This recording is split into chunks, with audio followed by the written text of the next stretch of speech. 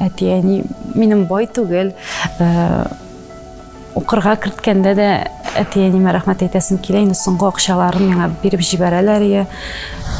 10 ел элек Илмира, хәзерге Илмира ул чыннан да аерылып тора. Беренчедән инде мин 2 бала әнисе.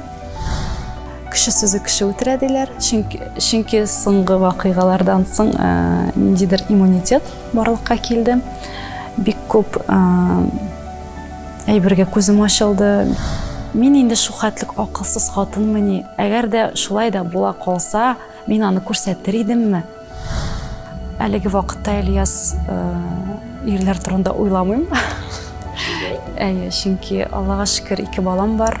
Алар өчен эшлим, алар өчен яшим дип әйтүм дә дөрес булыр. Хания апа Фәрхинең җырдагыча үткән инде. Алга кара. Үткән юлны матур үтик без. Гомерләрне үлемәс җыр итик без. Үкенмәслек итеп китик без.